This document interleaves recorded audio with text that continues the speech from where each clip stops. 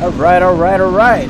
Hello, everybody, and welcome. I'm your host, Captain Awesomeness, and today I am doing something a little bit different. Obviously, I am going live with you right now, but really, most importantly, what I really want to talk to you guys about is the race that I did at MCC about a few weeks ago. I think it was the first week of September.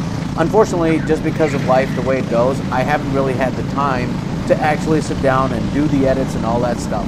So what I figured was, you know what, I'm going to at least try to render some of the recordings that I made with two of my GoPros instead of the one that I've been using for quite a while, and just kind of go over my sessions with you guys.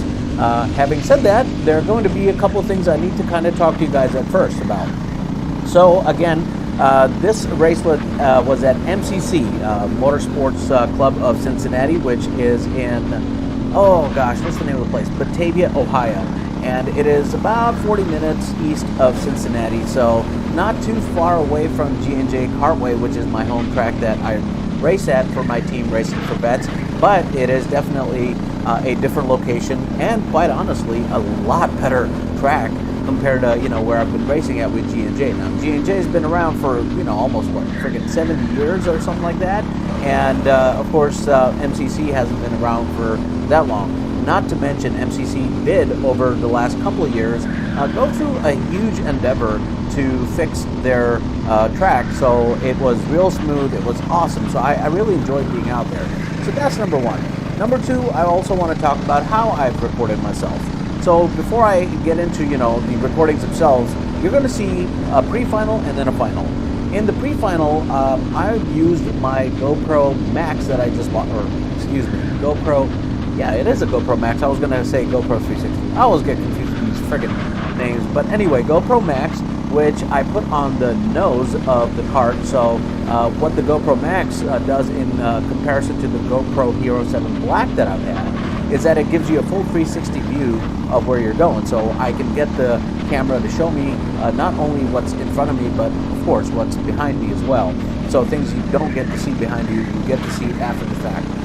But with that out of the way, let's get right into the video piece. So I'm going to remove my little logo here. It's asking me for it. And we already have our video started. So I'm going to actually restart that.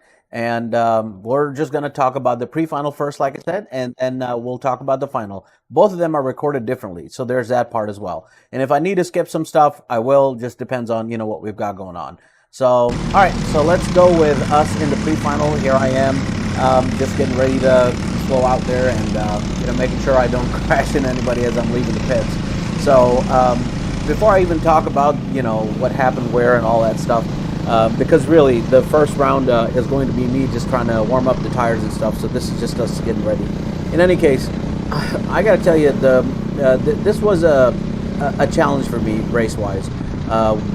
At G&J, we have been using Hoosier's R60s, I believe they are. They're really super soft, very, very nice tires that really hold on the cart to the road. And the event that I was here with at MCC for the Pro-Am series, this was a bit difficult. We were using MG Reds, which are actually very hard.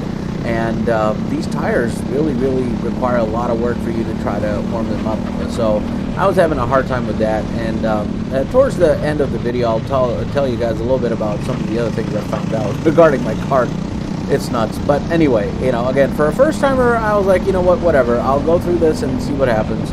But you can see here, I'm lined up. I'm just trying to make sure I don't crash into someone there. But, did the best I could to try to warm up them tires. And on this day, I believe it was around 75, 78 degrees.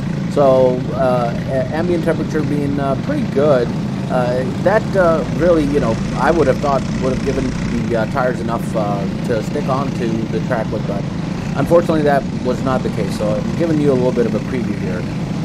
Anyway, we're getting lined up. We're at the back half of the track, and I think we are about to start, which, yes, we do. And my start was real bad, as you can see. But, whatever. I do get to pass up this guy on my right, and here I am trying to follow up on stuff. But anyway, here's an interesting part right in the beginning. All them guys on the right of me, 3 dudes just go right into the grass. So I was like, okay, well, I'm glad I made through that mess, because the last thing you want to do in the beginning of a race is end up in the grass or crash or whatever.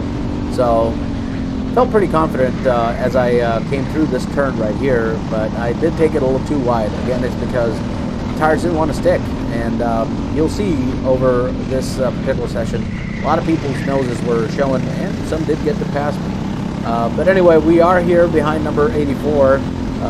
I don't know much about number 84 as their skills and abilities, but they're definitely faster than me. And yeah, the turn that I just made here, I was just having a hell of a time trying to go through that turn as fast as the other guys. You can see how big of a distance that they were able to manage in comparison to me. I take this real short double hairpin a little too crappy, and I was real slow going through it, and I felt it too, honestly. I knew that I needed to be more on the inside of the first hairpin in order to be able to take the second part real well, and honestly, I don't think I did a good job. Flat out through here, coming from the start-finish line into the first turn. Second turn, I again take it real wide. Matt Abel into red, and the other gentleman in number 80, I don't remember his name, Navy veteran. Yeah, they're just on it, and of course, this allows some other guys to pass me as well. I'm trying my best, like I said, but I just couldn't get either the braking to go right for me or whatever. So I try to see if I can stay on the inside and go around these guys quick. But yeah, pickup was no good, and yeah, yet another card. This gentleman in number 13, I've seen his channel, but I can't remember the name of it. Pretty good racer, and you can tell he's got a little GoPro in the front and the back. So he's trying to see how he's doing himself. I need to look at his recording too, by the way. But again, same story. That turn, everybody just getting to pass me. A good friend of mine, Don Hetzler, he is also a veteran, and yeah, he was definitely excellent going through this track. Now, he's had some experience at this track, so I figured, yeah, he's going to definitely be ahead of me. But yeah, I got to see that he took that double hairpin a lot better than I did, and it was frustrating to say the least. I felt so mad with myself, really, that how's it that I, who felt like I was the king of hairpins, couldn't get to figure this one out, but whatever. Alright, so here I go a little later into the apex because I'm like, alright, I gotta try to find a way to minimize my braking, but still try to be able to accelerate as quickly as I can, so late apexes can work. Same deal here. I try to brake, and the braking, the way I was thinking about this braking was go a little early, but then keep your steering wheel straight, so this way the road on the right kind of leads out, I can just kind of use that for acceleration. Alright, so now I'm behind number 111. Again, don't know much about them either. Maybe I do. I wonder if this is... I wonder if this is Otto. No, Otto I think wears an orange helmet, but yeah, anyway. Moving on. Yeah, that turn again kills me, and here I am trying to find myself at the right situation here, brake as hard as I can, but I think I went in too early in that turn, and this, of course, leads me to have a real bad turn in. But with number 80 also being in front of me, I had to kind of brake. So I shave off a lot more speed than I really wanted to there. But number 80 will turn out to be one person I kind of sort of consistently contend with. I believe they're a much better racer than I am, but like I said, there were some things I need to talk about with regards to my car. Anyway, I take the inside line from them and try to make it ahead. They try to come around to the inside to try to get to me, but I did some pretty good defensive driving there, I think. It's not blocking, but it's definitely a way to try to not let them come around me. But again, same mistake I make into that turn that I just came through. Take too much of it on the outside, should stay on the inside. But then here, I managed to stay in front of them. So I guess it's a win, but I should have definitely been much further out compared to where I eventually was. By the way, as you're looking through this, tell me what you think about this GoPro Max recording, how I can show what's happening behind me. Travis, this is on number 46. Real nice gentleman, actually. I like him. He's a cool kid. Young man, and up-and-coming professional in a certain line of work that he's in. But yeah, he also was struggling through this double hairpin. I don't know if it was his first time.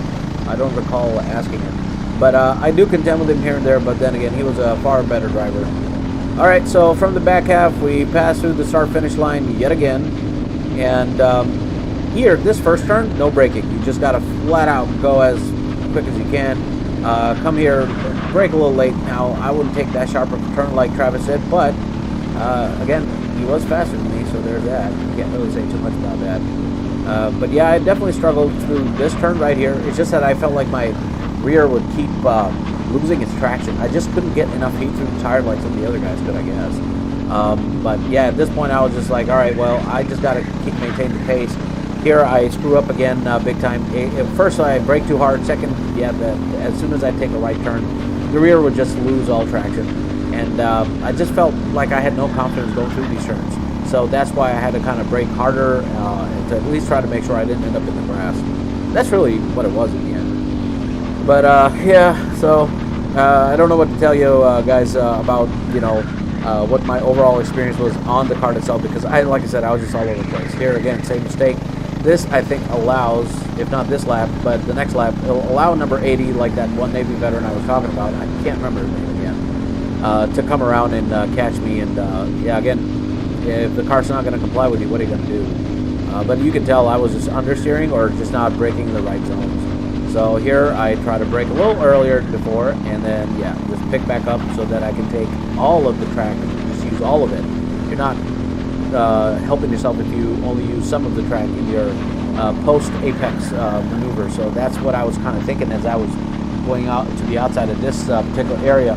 My thought was, if I stay too much on the inside, I'm going to lose a lot of speed, and I need to start accelerating like ahead of time. So maybe I'm wrong in the way I'm thinking about it, but you know, at the time, like I said, it just made a lot of sense to me. Yeah, go through this again and then find my Achilles heel, this stupid friggin' turn.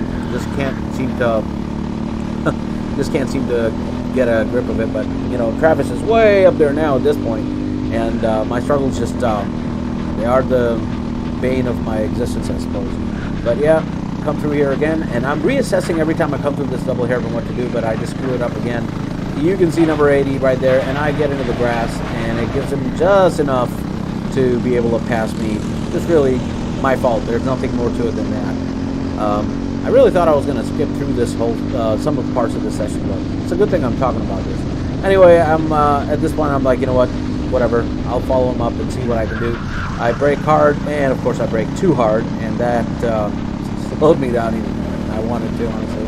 I think his braking points were different than mine. That was the other reason why I was braking so hard, was that I did not want to end up rear-ending him so hard that he'd fly off his cart.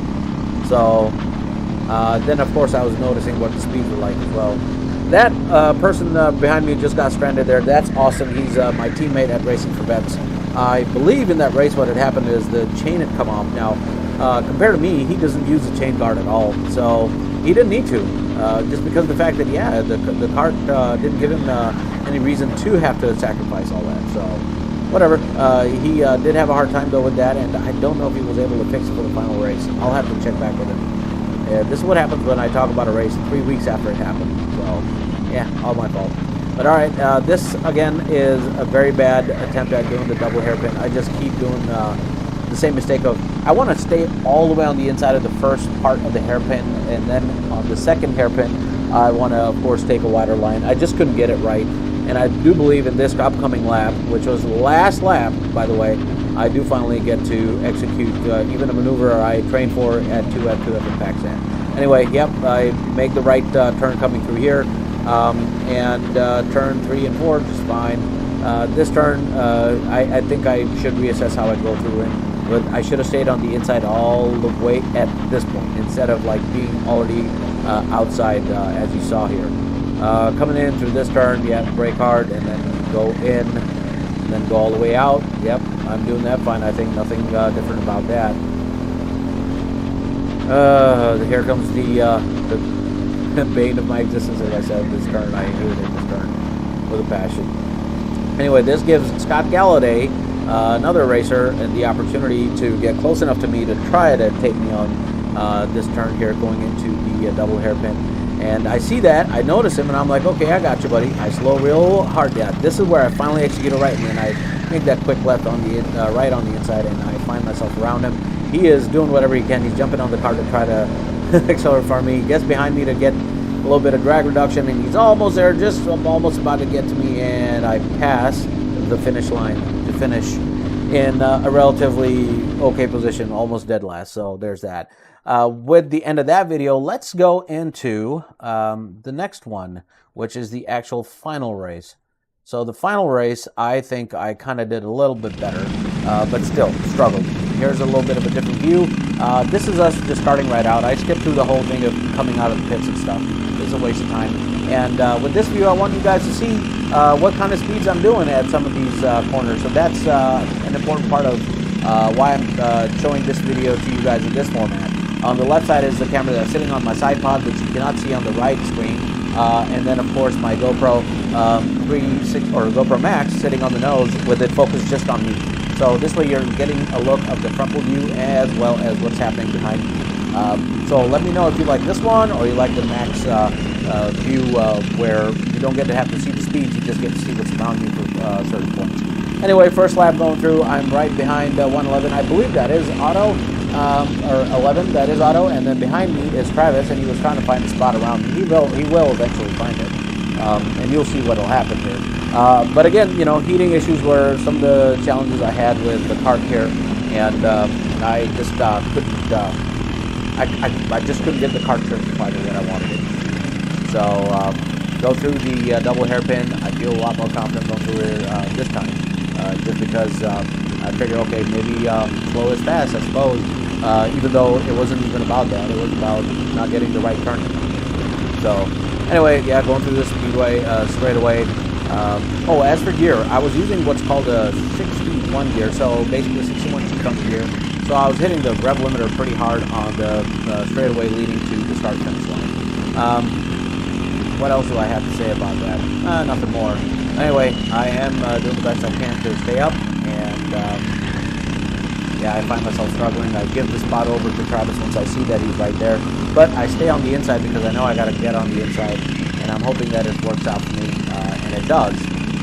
I think he was kind of jabbing the steering wheel, so I think he was losing a lot more speed there. Now you see me tapping the back of my helmet. That was me just letting Travis know that, hey, I think I might be faster than you.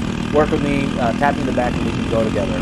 I thought that FOMO would work, but yeah, we'll find out that was not the case at all. Yeah, it's I gotta tell you guys, it's just so weird. The kart was actually so unpredictable throughout the entire ordeal that I didn't know what to do. Now here you see my tire just kind of go into the outside again, and there's nothing I can do, so I wave off the guys who I knew would get in front of me, and yeah, I led them through, and that was that. But before I talk about more, also guys, let me know if you like this method of me actually live streaming. I know that there's nobody able to put any kind of stuff in the chat this time, but I will fix that in the future. Anyway, getting back to what I'm talking about here, I'm now just struggling behind number 80 and Travis, and all I can do is just hope that I just try to stay up to him. And it just was a total pain. Oh, the hurt was bad, to say the least.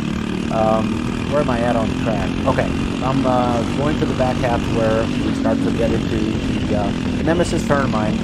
You can see number 80 just, whoa, I don't know what happened in there, but usually he'd be like going off like a rocket compared to me. Yeah, that's it. Yeah, I lost traction there, and what happened is he again was braking too early, and yeah, I was a little up there. So you can see me just get up, and I try to get the car to move on its own at first. Didn't work out, so I push it out like I'm supposed to, and I'm just hoping that I guess I'm hoping that I can at least finish the race at this point. Basically, end story is that I was dead last in this race. So yeah. But anyway, there's not much to really talk about here. As you can see, even my nose had gone down a little bit, and I do fix it. So I'm going to actually skip a little bit. Let's see. Let's get to it. Yeah, this part here is just me racing. The one thing I do want to mention, I forgot, is that there were actually two classes of people racing here. The 206 Junior and then the 206 Heavy. Or was it 206 Senior and Heavy? I think it was Senior and Heavy. So it was a younger, lighter guys racing with us, but they kind of gapped us out differently. And there's a long story behind that. Usually that doesn't happen, but they did for this race. So I was so dead last that I had these kids actually outmaneuvering me. But this was a good opportunity for me to see how they were going around these turns compared to me. Look at that. This kid was just flying off like a rocket. And I was like, wow, this kid knows what he's doing. So, yeah, that just told me that something was up with either me or with the way I'm driving. But I honestly, at the moment when I was driving, by the way, I blamed myself for what was happening. I was like, it's got to be me. It's got to be me.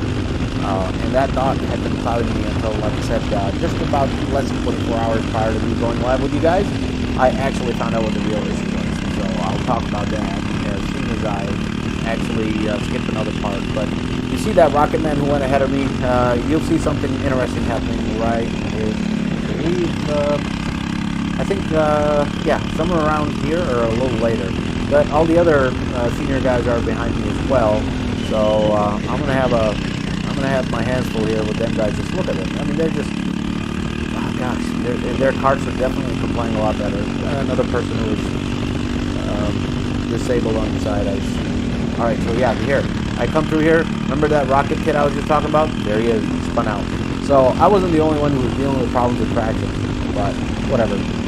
But anyway, yep, here it just flies right past me as if it's nothing. So I had to reassess exactly how I raced through here, and yeah, I was just pretty upset. But really, the rest of the video, there's not much to talk about, so I'm just going to stop it real quick.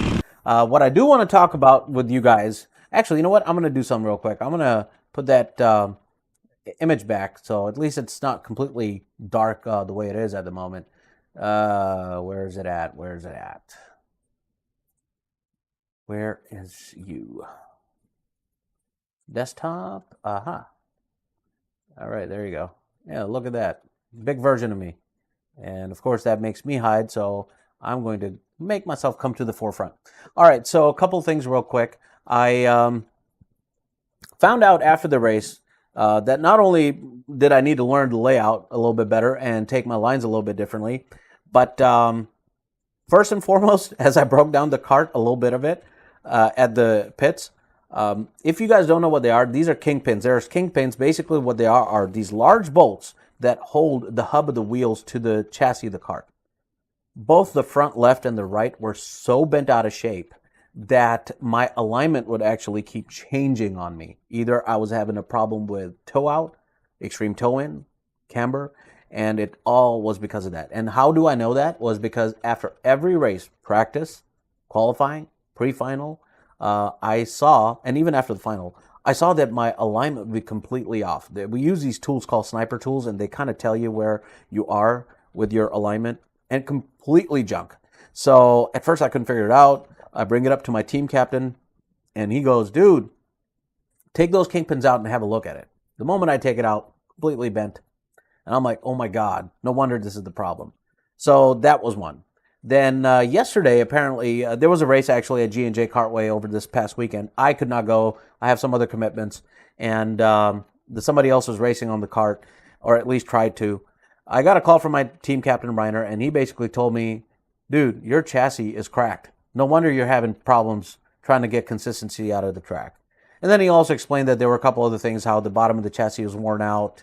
It's on its way out, and he kind of expected for a newbie racer like me to actually damage it to that point, and that's it. Part of it is me damaging it. Part of it is just, you know, wear and tear does happen, and sometimes you can weld it, sometimes you can't. In the initial assessment that he's made, it looks as if I am not going to be able to salvage that cart, so we'll have to go with something brand new.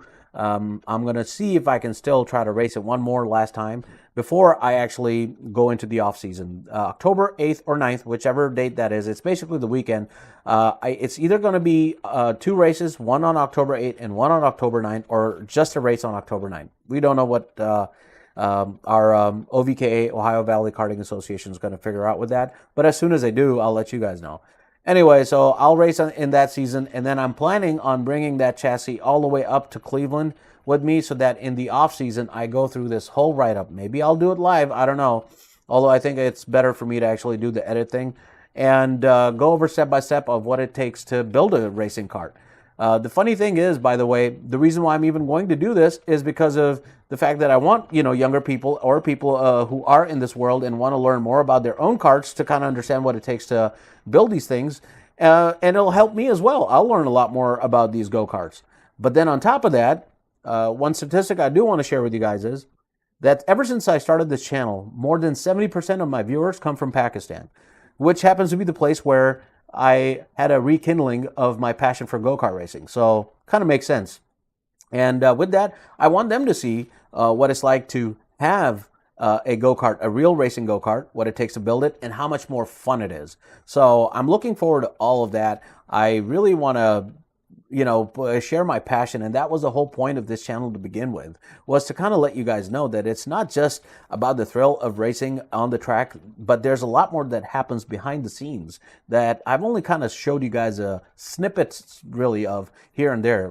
Getting the tires, getting the chain, getting the engine, the chassis, the seat change, all of that stuff. It is a lot of work between races. You don't get breaks. It's not like rental karts at all, not even close, but it is so much fun. So that's why I encourage you guys to really look into this and buy a kart of your own. Speaking of which, I will most likely have a kart of my own as well. I'm going to race in the 206 class. I don't think I will buy a chassis or a kart that will take me to the K100 class. I might do it for racing for vets, like, race our team's karts on the K100 class, but then race in the 206 for my own. We don't know. It's a whole lot of stuff that needs to happen at some point in the future, and right now I'm still just in the planning phases of all of what I just talked about. But next season, I definitely look forward to a great time. And this is just really me giving you guys a preview of what's to come. Lastly, I do want to mention there is going to be one more channel that's going to come up for me to share with you guys, and it's a completely different thing, completely different topic, completely different passion of mine. And once all of that actually becomes official, I will bring that out to you. So that might happen in a month or two. I just don't know yet. I'm waiting on a lot of legalese to happen, a lot of agreements to happen, and then based on that, we will then announce what, when, if, why, all that stuff. Guys, that is really all I had. I really hope you enjoyed what I did today. Sorry about the fact that I disabled the chat stuff. I will have that working for you next time. And I know some of you actually watched me go live for like a few short minutes a few days ago, and I had to actually back out of that. There was a bit of an emergency I had to take care of. So this is my redemption. This is my way of saying I'm sorry, and hopefully we will do a lot more of these. Maybe I'll go over some of my sim racing stuff, a whole lot more of activities coming up beyond just go-kart racing. So that is all I have, guys. Thank you again for watching, and of course, before I go, definitely don't forget to leave a comment. I will try to enable that. Please subscribe, and please hit that notification bell icon so you're made aware of whenever my next video comes up. See you guys. Bye-bye.